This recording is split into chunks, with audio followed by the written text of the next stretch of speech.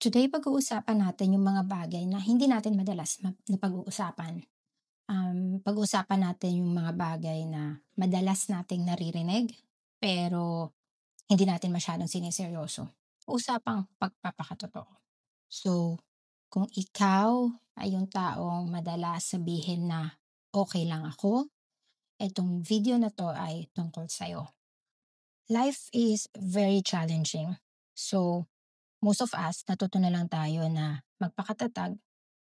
Natuto tayo na magtago na lang ng totoong nararamdaman natin. So, madalas kapag may nagtatanong sa atin na, "Kamusta ka?" Laging ang sagot lang natin is, "Okay lang ako." Pero ano ba yung totoo behind that? Madalas tinatago natin na nasasaktan na tayo, madalas tinatago natin na pagod na tayo, ayaw natin na makaabala sa ibang tao, or sanay tayo na nagpapakatatag tayo, pero ang totoo pagod na tayo at unti-unti na tayong nauubos. Kunwari ikaw si Juan, isa kang breadwinner ng pamilya, may kapatid na pinag-aaral, ikaw yung inaasahan magbayad ng bills, ikaw lahat sa bahay.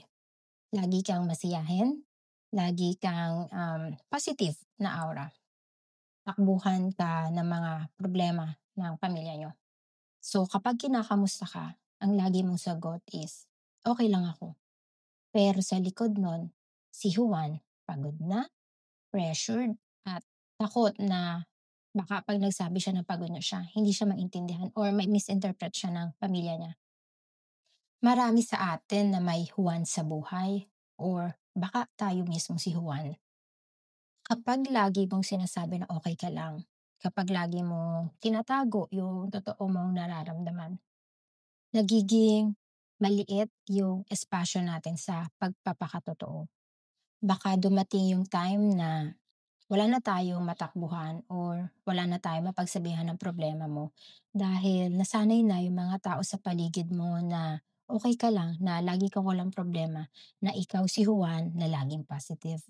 So, kung may kaibigan ka or may kakilala ka na kapag tinatanong mo kung kamusta na siya at ang laging sagot sa'yo ay, "Okay lang ako." Bakit hindi mo mas laliman yung pagtatanong sa kanya? Bakit hindi mo sundan ng, "Sigurado ka ba?" Or sabihin mo na, "Andito lang ako kapagka kailangan mo ng kausap." Iparamdam mo na hindi siya abala sa'yo.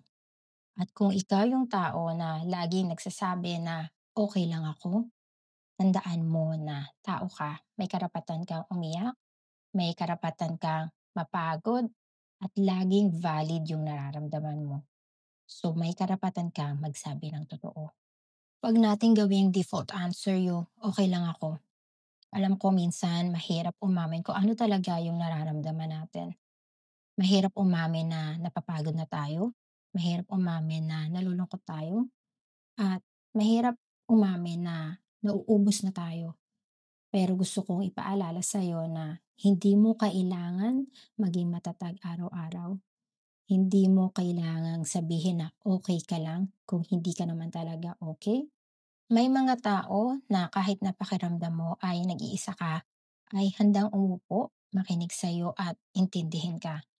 Pero ngayon, kung pakiramdam mo nag-iisa ka, tandaan mo, sarili mo lang sapat na.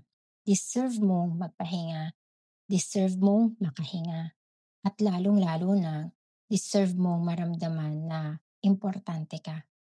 Time will come na hindi mo na kailangang itago kung ano yung totoo mong nararamdaman. Na kapag ka may nagtanong sa'yo kung kamusta ka na, kaya mo nang sabihin na hindi ako okay, pero magiging okay din ako. At kapag ka dumating yung araw na yon, gusto ko lang malaman mo na nandito pa rin kami, nandito pa rin yung mga tao na handang makinig sa'yo, na kaya kang samahan umupo sa katahimikan hanggang sa maging okay ka.